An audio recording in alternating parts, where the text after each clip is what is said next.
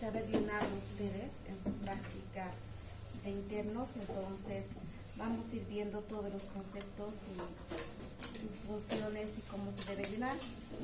Ya estoy pensando que les voy a dar como un trabajo práctico un caso de un partograma y lo van a llenar, y ese puede ser su nota práctica o su nota de los 70 puntos. Sí, Ya. Pero es un trabajo individual que lo van a hacer acá, o sea, tipo examen. Un día vamos a quedar y les voy a dar el partograma y lo van a llenar. Pero llenar acá. Ay, no. pero no pueden llenar en casa. Se lo van a hacer sus amigos, van a pagar. Ya, vamos a ver el programa de la OMS modificado. ¿Cuáles van a ser los requisitos necesarios en la evaluación? Vamos a tener que evaluar la fuerza y la actividad contractil, como ya hemos ido viendo. Vamos a considerar la pelvis materna, si es una pelvis adecuada para intentar un trabajo de parto por vía vaginal. Vamos a considerar al feto, si el feto tiene un tamaño adecuado, tiene una posición adecuada para desencadenar el trabajo de parto. Vamos a considerar el ambiente y el estado general materno, y vamos a hacer la evaluación fetal. Con esas características, si todas están bien, vamos a intentar dar un parto vaginal, y de esta manera vamos a hacer que ingrese la fase activa y donde vamos a controlar con el parto grave.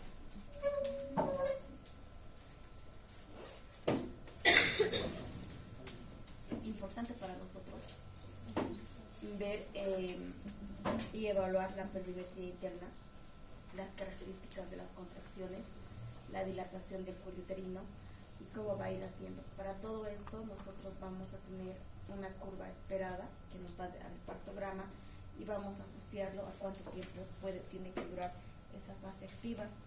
¿Qué nos ayuda el partograma? Nos va a ayudar a que nosotros podamos tomar una acción o una conducta ante un mecanismo o ante un trabajo de parto estacionario, ante la presencia de una hiposistolia, ante una hipodinamia. Vamos a poder actuar y vamos a hacer que ese trabajo de parto vaya encaminado y tenga la velocidad y el tiempo necesario para que se produzca el nacimiento del bebé. Hemos visto que nosotros tenemos una fase activa, que es una fase de aceleración, una fase estacionaria y una fase de desaceleración. También hemos ido viendo cómo son el periodo de dilatación en la fase activa en la paciente primigesta y en la paciente multigesta. Hemos dicho que en las pacientes primigestas, las que nunca han tenido partos, dilatan en ¿cuánto tiempo? 28. Su trabajo de parto puede incluso durar 20 horas. ¿Cuántos centímetros por hora? 1.5, ¿no? Y la multigesta hasta 2 3. Entonces nosotros mediante eso vamos a ver cómo es su curva y su progreso de su trabajo de parto. Como ya habíamos visto en la primera clase, hemos dicho que primero va a haber una dilatación completa, un borramiento del cuello uterino, y posterior a eso ya se produce el descenso de la cabecita del bebé. El descenso propiamente dicho puede durar ¿cuánto tiempo? El descenso es el periodo exclusivo, el descenso del bebé, hasta 1 hora, primigestas. O sea, se ha dilatado, hace un tacto y está con dilatación de 10, borramiento del 100%, pero la cabeza todavía está en plano menos 3 del lío más 1 de 8. O sea, en el estrecho superior dilata completamente, y después por la fuerza que tiene la contracción uterina recién desciende, y eso puede durar de 5 minutos a 1 hora, generalmente 5 o 10 minutos. En multigestas dilata completamente, inclusive a veces está con 9, con 8, ya debes pasar la sala de partos porque con una pujada la multigesta va a sacar ese bebé. Mientras que la primigesta va a dilatar completamente, va a llegar a 10 de dilatación y va a estar la cabecita arriba. Entonces, como no sabe todavía cómo es el mecanismo o cómo se hacen los tubos, tarda un poco más en que la cabecita descienda. Entonces tengo chance de pasar la sala de partos y esperar inclusive hasta 1 hora en ese descenso. Y eso se va a notar cuando cuando venimos en el partograma. Si ha dilatado, digamos, a las 10 en punto y nació a las 10:30, tenemos media hora de diferencia. Y eso se va a notar cuando vayamos practicando y haciendo el partograma. Hay unas curvas de dilatación de un trabajo de parto, una comparación de la dilatación en la nulípara, en la multípara, y cómo va creciendo o ascendiendo el periodo de dilatación y cómo desciende y cuánto tiempo dura aproximadamente en estas pacientes. ¿Cómo vamos a ver que el trabajo de parto está yendo bien? Vamos a darnos cuenta con nuestra curva del partograma y vamos a ir viendo el grado de dilatación y el progreso de la dilatación, la velocidad asociada generalmente a 1 centímetro por hora, 2 centímetros por hora de primigesta. Si la cabecita está alta, todavía no ha encajado, está descendiendo, y la velocidad del descenso. Eso me va a determinar la progresión del trabajo de parto, y mediante eso podemos hacer un seguimiento de este trabajo de parto. Ahora, el partograma. Van a existir más de 200 tipos de partogramas. Van a ver, es una tabla gráfica sobre las condiciones de la madre y del feto. Vamos a tener que llenar en una parte las condiciones maternas con sus signos vitales, la presión arterial, la frecuencia cardíaca materna, la frecuencia respiratoria, la temperatura, si tiene orina, no tiene orina, y también la frecuencia cardíaca fetal y las contracciones uterinas y el tiempo de dilatación. Generalmente va a estar basado en las cervicogramas de Friedman y el desarrollo y aplicado clínicamente por Philoptes de 1970. El que estamos utilizando es el de la OMS, de la Organización Mundial de la Salud, y es uno que se ha dado modificado. Antes había de los americanos y europeos también, esos que teníamos que trazarnos nosotros la curva de acuerdo a si era primigesta o multigesta, pero ahora el partograma que se utiliza en todas partes es un estándar tanto para primigesta como para multigesta. ¿Qué va a ser el partograma entonces? Es un instrumento útil para monitorear el progreso del trabajo de parto, va a evitar intervenciones necesarias, o sea, cesáreas innecesarias, va a permitir intervenir oportunamente y asegura el monitoreo minucioso de la parturienta. Este es el modelo de partograma modificado. Tenemos esos cuadrados, generalmente líneas largas, con unas tablas largas con cuadrados que les voy a ir mostrando qué característica tiene y qué se debe de presentar en cada cuadradito. 1, 2, 3, 4, 5, 6, 7, 8 cuadrados con sus tablas, 8 tablas con sus cuadrados, donde vamos a tener que llenar nosotros desde la fase activa. Vamos a recordar que la fase activa es a partir de 4 de dilatación, entonces este partograma se va a iniciar cuando mi paciente esté con 4 de dilatación. Si ya yo la voy a internar con 3 o con 2, no voy a llenar todavía el partograma, voy a llenar cuando esté con 4. El diseño del partograma puede variar generalmente de acuerdo al hospital que te encuentres. Puede ponerle el encabezado de características como tengan en el hospital donde ustedes estén, pero el diseño generalmente va a ser el mismo. Vamos a tener una gráfica de dilatación versus tiempo, vamos a tener una gráfica de descenso versus tiempo y vamos a tener una frecuencia cardíaca fetal. Los signos vitales maternos y los medicamentos utilizados se deben describir en todo este partograma. ¿Cuáles van a ser los objetivos del uso y del manejo del partograma? Va a ser disminuir la mortalidad materno-perinatal mediante el diagnóstico precoz de las desviaciones en la evolución del trabajo de parto y parto. Vamos a proveer al personal médico y paramédico de un instrumento económico y accesible de uso universal. Y vamos a hacer un seguimiento adecuado del trabajo de parto con el partograma y vamos a prevenir o diagnosticar el trabajo de parto prolongado para garantizar una intervención médica oportuna. Y vamos a reducir el índice de operaciones necesarias y las asfixias con sus secuelas. Antes de que nosotros utilicemos el partograma, es como les he dicho en la primera parte, debemos identificar si esa paciente está óptima para ir a un parto vaginal, porque si yo la voy a someter a un parto vaginal, no va a progresar y no voy a tener buenos resultados. Como ya les he dicho, va a disminuir la mortalidad este partograma nos va a garantizar un seguimiento de alta calidad a la mujer embarazada y va a evitar la prolongación del trabajo de parto y las consecuencias que se puedan presentar.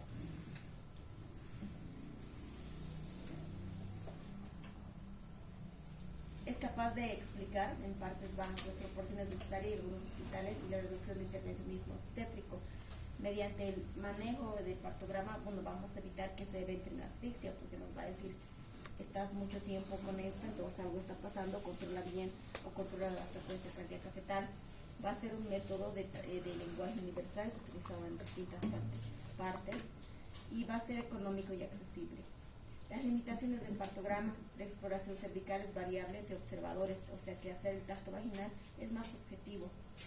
Yo puedo decir que está con 2 y otro puede decir que está con 3, es dependiendo de la persona que haga el tacto. En su forma original asume que la fase activa va a empezar con 4 centímetros de dilatación y la paciente debe seguir un parto que debe ser el ideal. Las limitaciones del partograma van a requerir un protocolo de manejo a seguir. El partograma es un instrumento de registro, no dice qué hacer, pero nos orienta, o sea, nos orienta que algo está alterado, pero no nos va a decir que ponle oxitocina o a cesárea. El que va a determinar eso es la persona que está controlando el trabajo de parto. Este partograma va a permitir evaluar el progreso del trabajo de parto con un vistazo, identificar rápidamente los patrones de distocia y conservar un registro único de la atención de la paciente y eliminar las notas clínicas de control cada media hora, tasa vaginal y todo, ¿no? Nos facilita en esa parte todo esto. Ahora, hemos visto que el partograma nos va a disminuir el tiempo de trabajo de parto, generalmente en un 49%.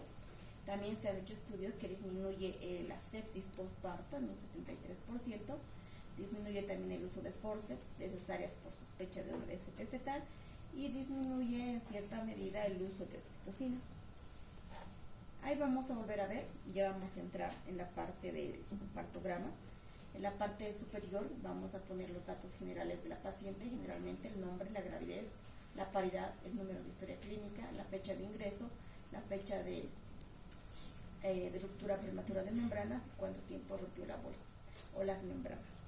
Cuando ustedes tengan la oportunidad de ver la hoja normal de partograma, en esta parte anterior van a ver cómo están las tablas con sus cuadros, y en la parte posterior es donde nos indica qué es lo que tenemos que hacer y cómo debemos llenar. ¿Ya han visto los partogramas ustedes? No. ¿No han visto? Sí. Ya, yo voy a traer cuando tenga pedazos.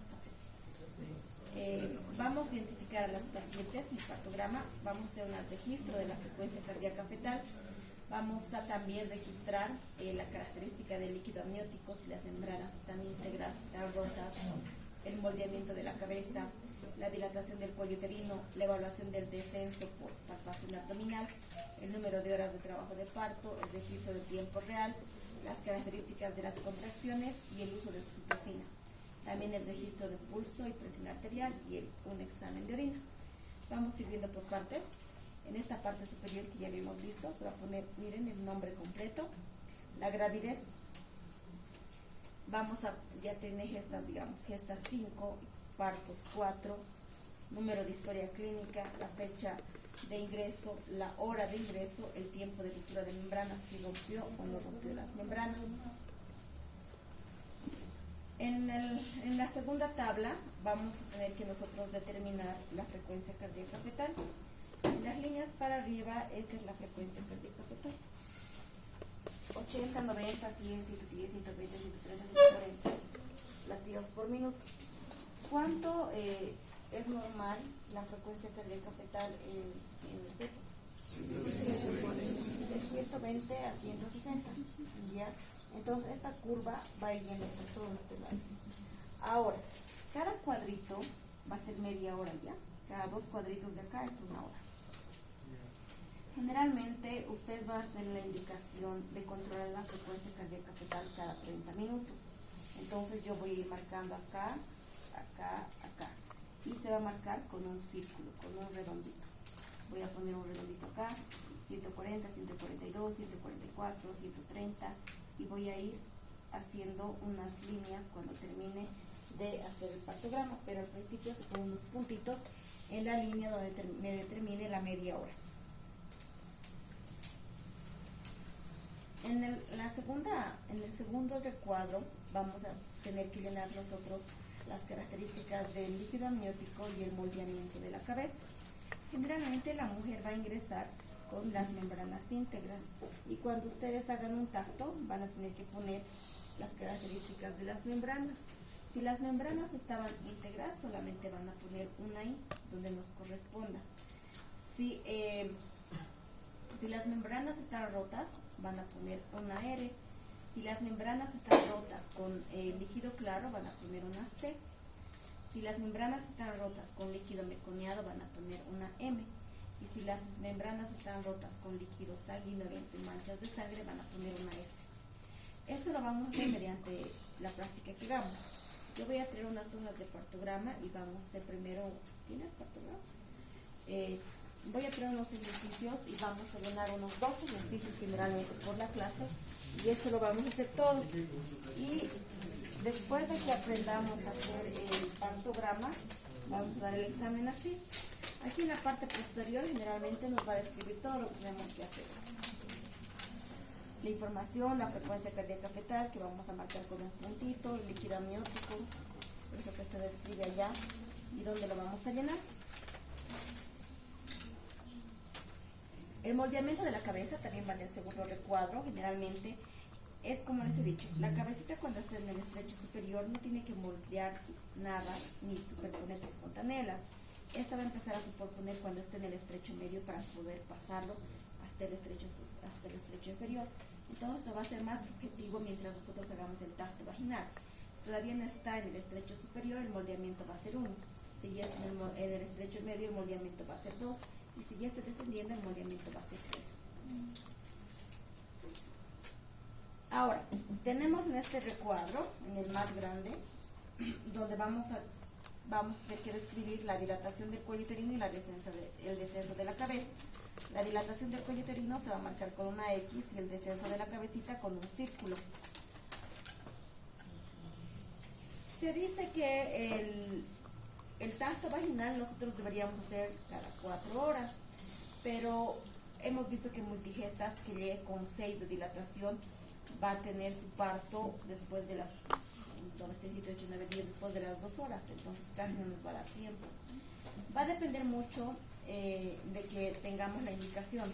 Puede que les digan en la indicación controle signos vitales, tanto presión arterial como frecuencia cardíaca fetal, dinámica uterina cada media hora, haga tacto cada hora o en caso necesario. Vamos a restringir a hacer los tactos vaginales cuando tengamos una RPM, porque es un foco infeccioso. Mientras yo más tiempo manipule y haga tacto, tiene mayor riesgo de desencadenar una infección, una endometritis, una alteración, una infección fetal.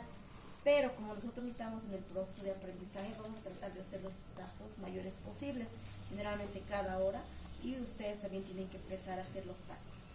Ya, vamos a empezar entonces el partograma, los 4 centímetros, y vamos a iniciar como la primera hora. La línea de alerta se iniciará a partir de los 4 centímetros hasta el punto de dilatación total a razón de 1 centímetro por hora. La línea de acción paralela a la línea de alerta y 4 horas a la derecha de la misma. Esa es la dilatación cervical y ese es el segundo recuadro que estamos viendo acá, que ya viene dibujada su línea de alerta y su línea de acción. ¿Qué es lo que me dicen estas líneas? Que mi parto tiene que ir dentro de estas 2 líneas, ¿ya? Para que se considere un trabajo de parto normal. Si esta va por delante de mi línea de alerta, va a ser un trabajo de parto, un parto precipitado.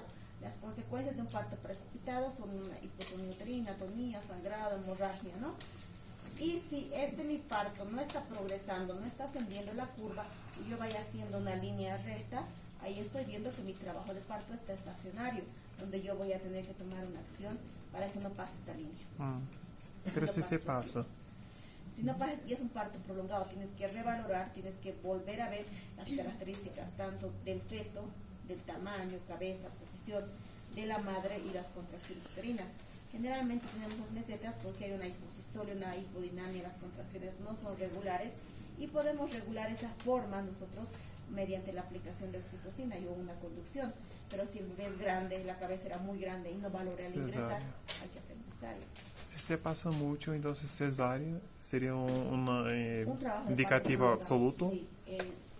El trabajo de parto prolongado sí pues indicación necesaria y ahí ya vas a determinar si es causa fetal o es causa materna, ¿no? Entonces es relativo.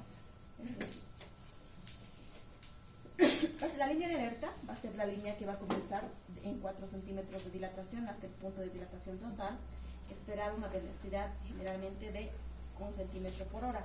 Han calculado esta línea de alerta, una velocidad de 1 centímetro por hora. Y la línea de acción va a ser paralela a esta, separada por 4 horas a la derecha de la línea de alerta. ¿Dónde voy a empezar a marcar yo? Acá, Voy a doctora. empezar a marcar Doctora, un puntero para...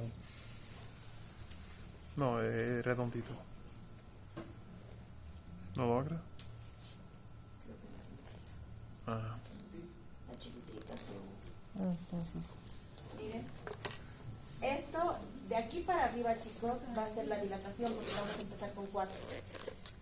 4 centímetros, 5 centímetros, 6 centímetros, 7 centímetros, 8, 9, 10. Entonces, de aquí para arriba yo voy a hacer la dilatación. Entonces, voy a poner una X. Y de aquí para abajo voy a hacer el descenso de la cabecita.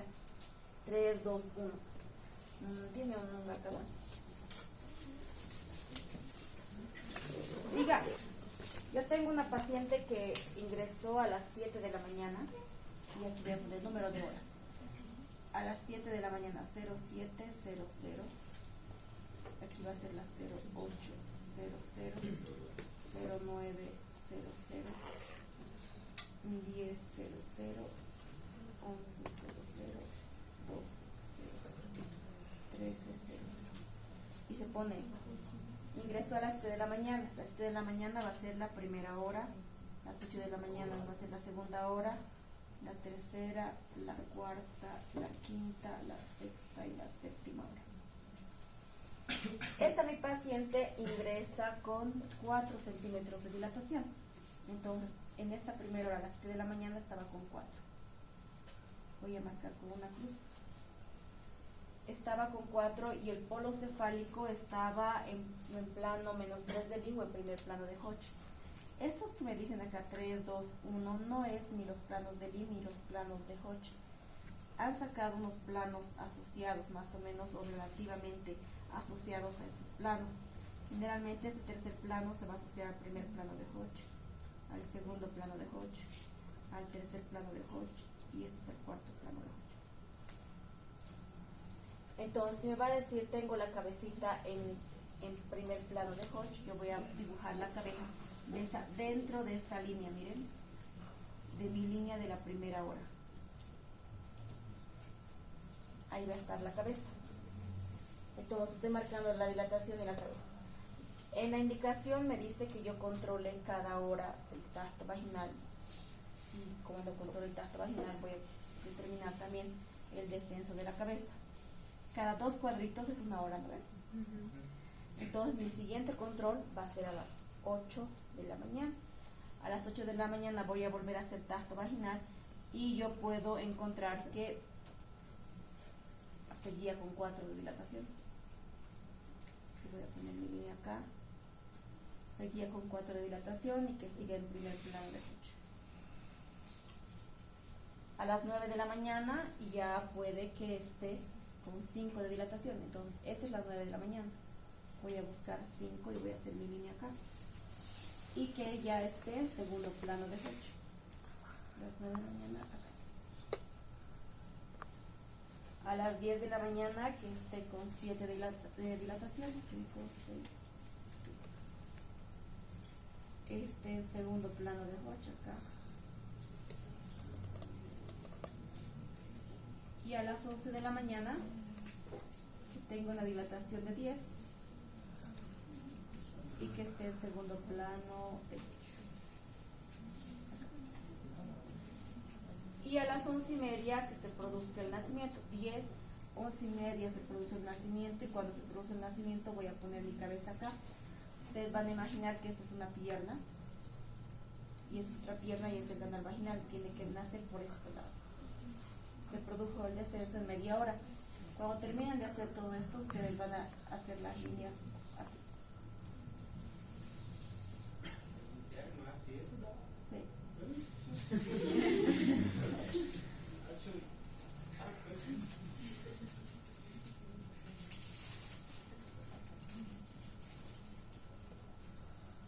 Y esa es la segunda parte.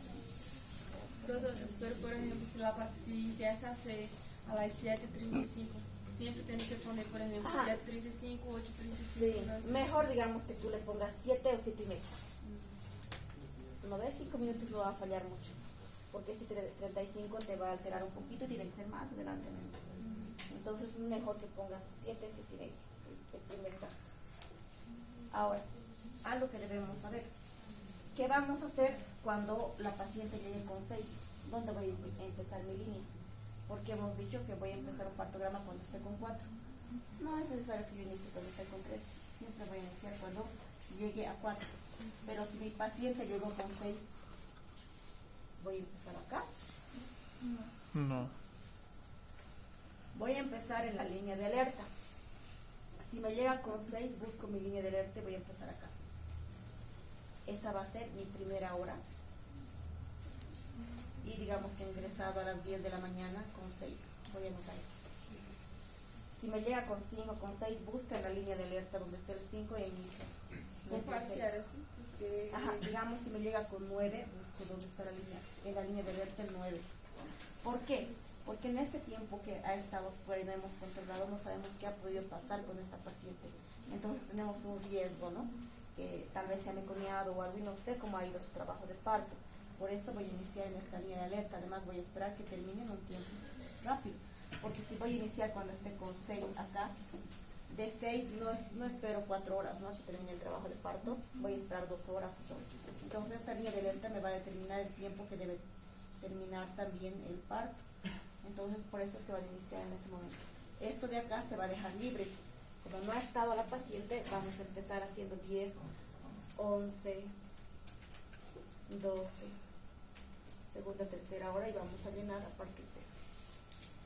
Eso es importante porque a veces uno se confunde en esas situaciones.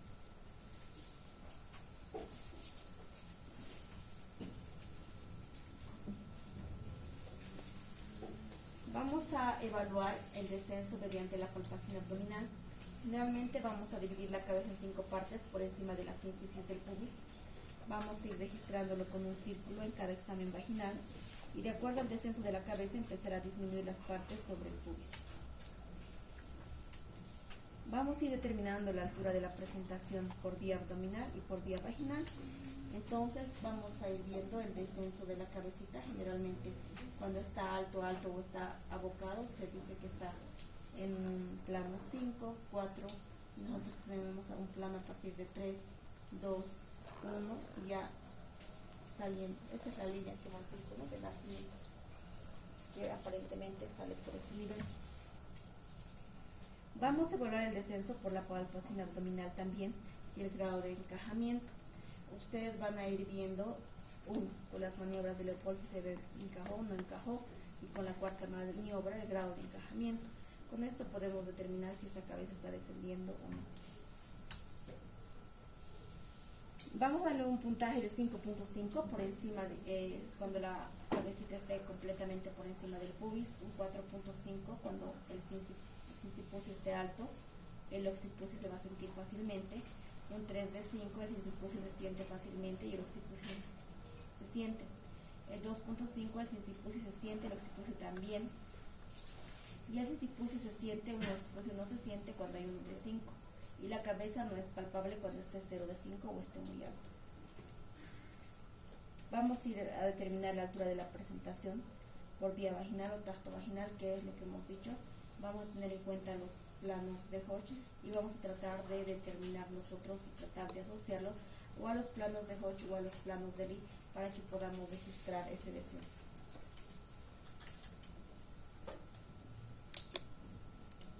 El plano de Hodge generalmente se va a asociar con el tercer plano de Hodge se asocia con el plano 0 de Lee y el segundo en el partograma. Entonces vamos a tratar de hacer de manera subjetiva los descensos 3, 2, 1, ¿no? Hoy tenemos otra vez, ya hemos hecho las 3 primeras y ahora vamos a ver lo de el descenso y las contracciones uterinas. El descenso es lo que ya hemos visto, como debemos llenarlo el descenso, que nos van a dar opción de 3, 2, 1, 0. Esto es como 3, dilatación 4, 5, 6, ¿ya? Pero vamos a iniciar a partir de 4. Y el descenso puede ser 3, 2, 1 y va a ir hacia abajo. Las partes del partograma también vamos a ver el número de horas, como ya hemos llenado el número de horas, el tiempo de hora real, 10 de la mañana, y la hora real que se debe registrar en la parte de arriba. Las contracciones se van a registrar también de forma gráfica cada media hora junto a la frecuencia cardíaca fetal. Vamos a controlar la dinámica uterina cada 30 minutos. Vamos a calcular las frecuencias de las contracciones cada 10 minutos y la duración de la misma. O sea que ustedes cada media hora se van a sentar al lado de la paciente y van a controlar la dinámica uterina por 10 minutos. Tenemos la forma de llenar la contracción uterina mediante unas líneas y vamos a marcar según los cuadraditos. Cuando la contracción uterina dure menos de 20 segundos, voy a hacer unos puntitos en el cuadradito. Y cuando la duración de la contracción uterina dure entre 20 y 40 segundos, voy a hacer unas líneas separadas. Y cuando dure más de 40 segundos, vamos a hacer unos puntos bien continuos. Esa es más o menos la característica de una contracción normal. Tiene un tono basal, un ascenso, un descenso. Ahora las contracciones. Las contracciones, esta es la primera contracción, segunda, tercera, cuarta, quinta contracciones, y esto me va a determinar en 10 minutos, ¿ya? Cada cuadradito es media hora, ¿no ven? Entonces yo voy a controlar la contracción uterina cada media hora. Digamos, si yo controlé en media hora que tenía 2 contracciones de 18 segundos de duración, voy a hacer esto.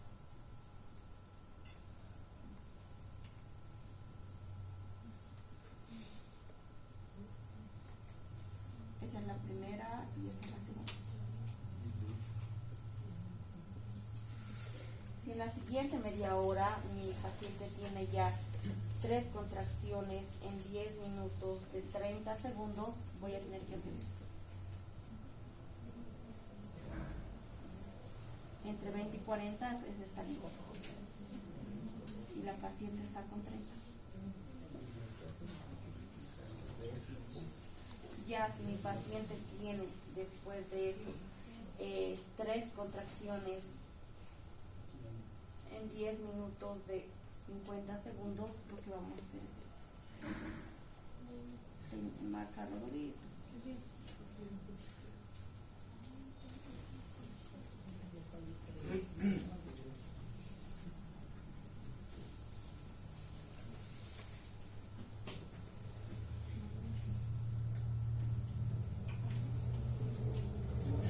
Y así se van a demostrar las contracciones. 1, 2, 1, 2, 3, 1, 2, 3. ¿Cuántas contracciones son normales? Generalmente hemos dicho, para que la una polisistolia. Generalmente hasta 5 contracciones tiene que ver en 10 minutos, ¿no? 1, 2, 3, 4, 5. Y si por ejemplo es más que 5, ¿dónde pone lo otro?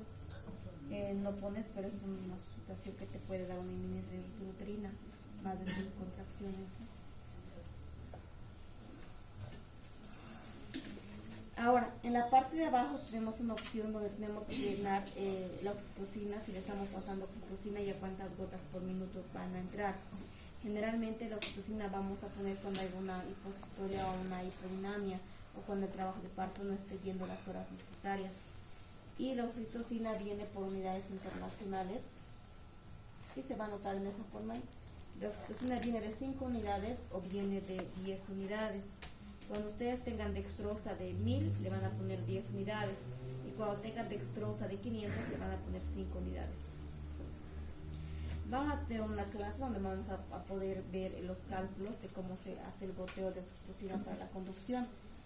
La oxitocina se pone generalmente unidades internacionales. Yo le digo a la enfermera, póngale 10 unidades internacionales en 1000 de dextrosa e inicie a 4 gotas por minuto. Y lo van a describir así.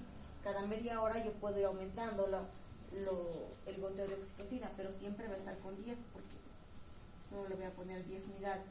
Pueden ser 8, 12, 16, 32, hasta 40 gotas por minuto. No puedo poner más de 40 gotas por minuto y tengo que esperar generalmente 20 a 30 minutos a duplicarle la dosis de la oxitocina.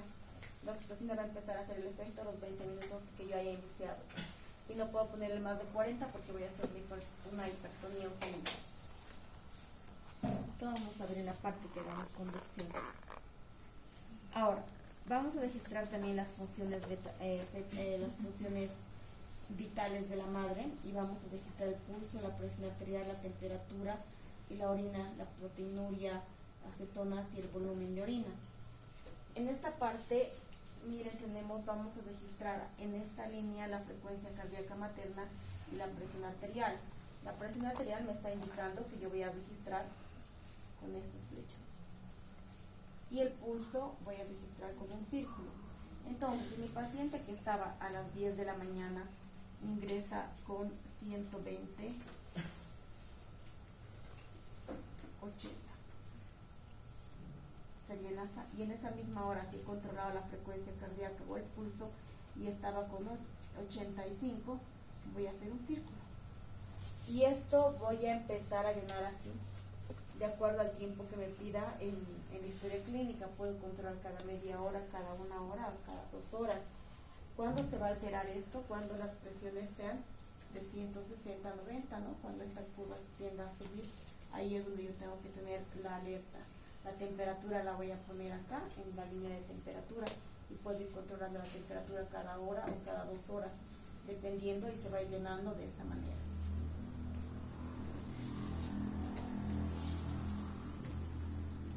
En la parte final generalmente me pide que llene si le echo el test de la proteinuria, acetona o el volumen de orina. Esa es la parte completa, esa es la parte de la frecuencia cardíaca fetal, que hemos dicho que vamos a iniciar con un puntito y vamos a ir controlando cada media hora, ¿no? Esa es la parte del moldeamiento de la cabecita fetal o del líquido amniótico que va a ir junta con esta. Si yo voy a hacer el tacto vaginal cada hora, entonces voy a registrar eso cada hora también. Si mi paciente ingresó con 4 de dilatación, voy a poner acá, la cabecita esté en primer plano de Hodge y las membranas estén íntegras o líquido amniótico íntegro. Membranas íntegras es I. ¿Bien? Y el moldeamiento de la cabeza, según esto, finalmente debe estar en 1. Después de eso voy a ver las contracciones uterinas. Si al ingresar tiene 3 contracciones de 30 segundos, voy a hacer esto. Si le he puesto oxitocina, voy a poner que está con oxitocina. Si no le he puesto oxitocina en esta hora, no pongo nada. Ahora tengo una línea donde mi paciente viene con una vía permeable y voy a poner soluciones. Toda paciente que ingrese a parto debería entrar con una vía permeable, generalmente con solución dextrosa al 5%. Medicamentos. Solución dextrosa al 5%, 1000 cc. Y aquí vamos a controlar los signos vitales maternos, generalmente la presión arterial, el pulso y las proteínas, cetonas y todas las cosas de la temperatura. Y así es como yo voy a ir empezando mi partograma hasta que mi paciente llegue a 10 de dilatación y nazca por aquí. Después de llenar todo eso, yo voy a tener que registrar en esta misma hoja todos estos datos generales. El parto fue atendido por doctor, médico interno, la fecha, la hora, el sexo, el peso, la talla, el APGAR, el tiempo de duración del primer periodo, segundo, tercer periodo, el sangrado aproximado generalmente. Y se anota también se realizó manteo. En algunos hospitales tenemos una línea de esas, o tenemos un sequito que va a ser manejo activo del tercer periodo de trabajo de parto, oxitocina bien, tracción continua del cordón umbilical bien y el masaje uterino bien. Ese es un documento legal que todo tiene que estar registrado, firmado y sellado por la persona que lo atendió.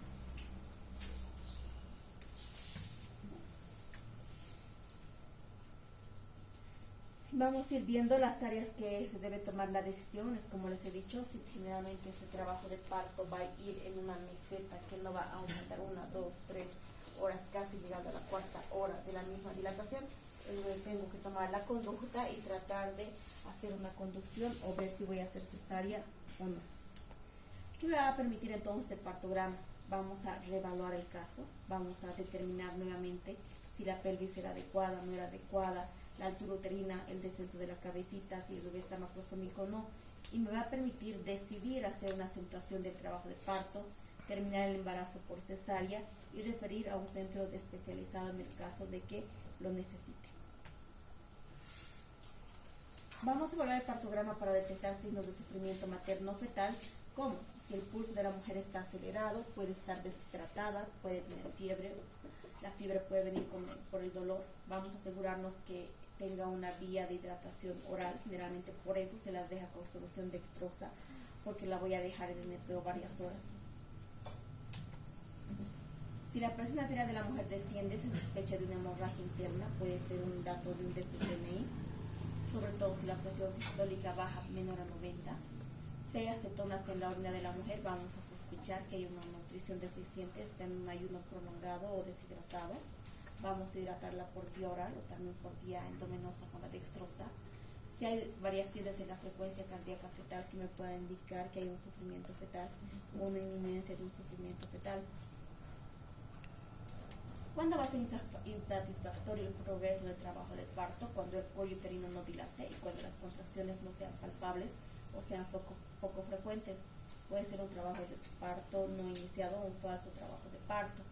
Cuando el cuello uterino no dilatado, más allá de 4 centímetros en 8 horas, siga con 4, va a ser una fase latente de trabajo de parto prolongado y este ya es una indicación de hacer cesárea. La dilatación del cuello uterino a la derecha de la línea de alerta del partograma puede ser una fase activa, prolongada y con sus riesgos, como ya les había dicho. ¿Qué es lo que vamos a ver nosotros? Vamos a ver que no haya una desproporción cefalopélvica, una obstrucción por una presentación anómala o por un cuello uterino que se presente edematoso, hinchado, la vulva también eritematosa, por tanto tacto vaginal. Hay que volver a reevaluar para lo más probable terminar en cesárea. Hay que controlar las contracciones uterinas, si la presentación está adecuada o no, si el cuello uterino está adecuado, tiene un buen bishop, que vamos a conocer qué es el bishop posteriormente. Y de acuerdo a eso vamos a tener que ver un parto normal o un partograma normal, como se está viendo en estas líneas, ¿no? Se ha terminado llenando el partograma con la presión arterial, las contracciones uterinas, el tiempo de duración. Es otro ejemplo de otro partograma normal, cómo se termina uniendo las líneas de la frecuencia cardíaca fetal, del descenso de la cabecita. Ahí vamos viendo el pulso y la presión arterial. Aunque sepamos llenar de forma adecuada, no va a tener problemas. No es difícil, pero tienes que practicar un poco para saber cómo van a ser los puntos claves, ¿no? Doutora, e se as horas ultrapassam a tábua, como hacemos? Quando é um trabalho de parto largo? Es un trabajo de parto prolongado. O sea, lo que pasa, está determinado que dilate 1 centímetro por hora. Si se pasa, E se passa a tábua, de como pasarse también, porque ya deberías de evaluar ese parto tiene que acabar. Tendrías que iniciar otro partograma. Digamos, si la tienes, si toda la noche no la han controlado, tenías que iniciar otro, pero no tenemos que llegar a pero eso. iniciaria outro continuando? Digamos, tendrías que colar aquí otro. Ah, No se debería hacer eso, ¿no? Doutora, e la orina, a cada quantas horas se come? Generalmente la orina es 1 o 2 de orina y haces una prueba de las cetonas positivas o no, haces un examen de orina. Entonces, si no tienes ese dato, no lo llenes. Generalmente no hacemos proteinuria, no lo llenamos. Se queda así, se queda en blanco. Entonces, la siguiente clase vamos a hacer la práctica.